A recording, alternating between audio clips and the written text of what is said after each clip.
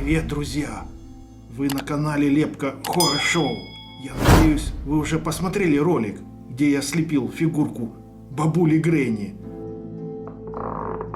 Подождите, мне показалось, что-то скрипнуло. Нет, показалось. Но, как вы понимаете, образ бабушки будет не совсем полным, если не слепить ее любимого питомца, паука Арахнида, который живет в доме под самой крышей. Собственно, этим я сейчас и займусь. Ну, и чтобы вы не очень скучали, поведаю вам одну страшную историю, которая случилась в конце прошлого века в одном из городов России.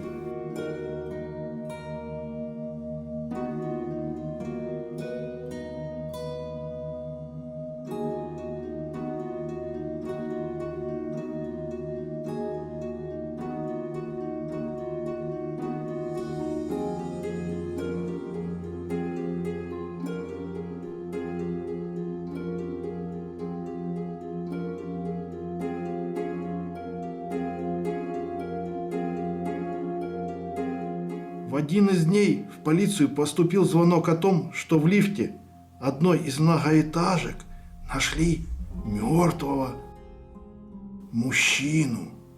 Прибыв на место происшествия, полицейские обнаружили, что на шее пострадавшего имелось 2 небольших отверстия и что умер мужчина в состоянии шока от потери большого количества крови.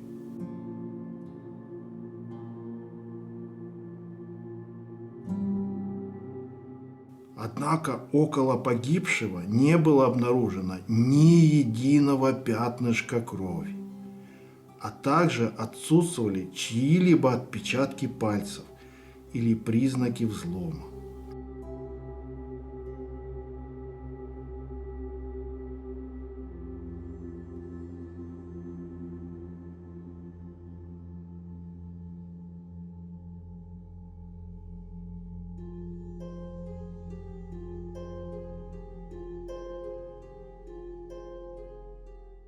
Спустя месяц в этом же доме и в этом же лифте была найдена девочка-подросток с 2 такими же колотыми ранами на шее.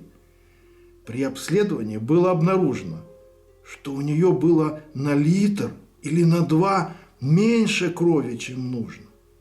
История о загадочных смертях разлетелась по городу, и местные жители начали думать, что где-то в их районе бродит вампир.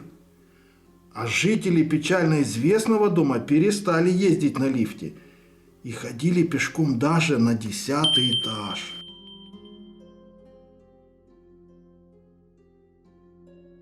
Так, а я леплю дальше милого паучка бабули Гренни.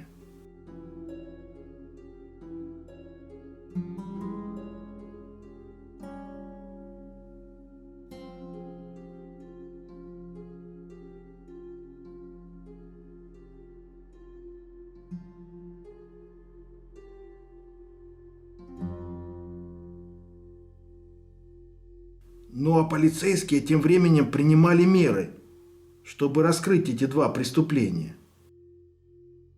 2 сотрудников полиции ездили на лифте вверх и вниз в течение многих часов. И так продолжалось несколько дней подряд.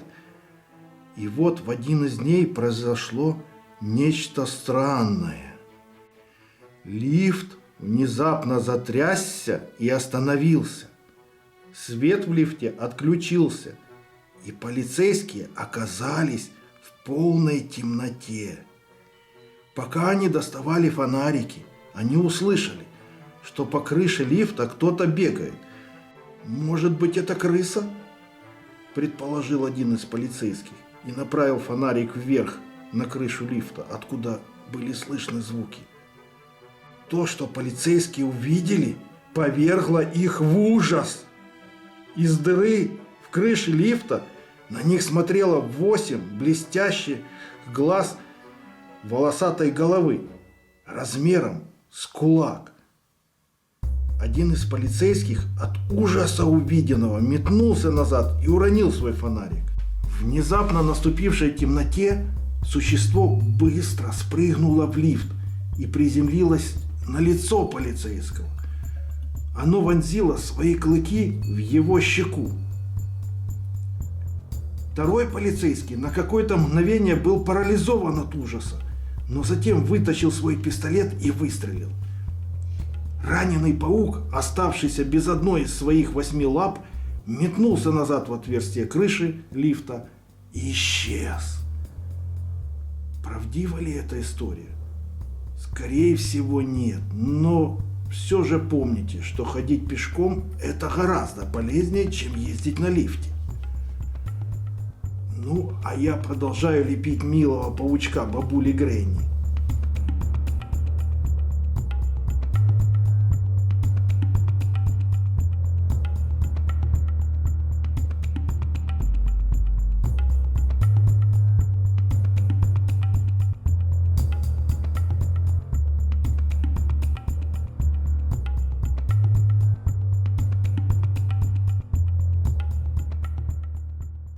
Хотя о чем это я? Паучок Гренни тоже далеко не милый и довольно опасный. Без куска говядины к нему лучше не приближаться. Да и с говядиной у вас есть риск погибнуть от его нападения. Вас может спасти только арбалет, с помощью которого вы выстрелите в красную кнопку. Дверь закроется, и паук останется взаперти.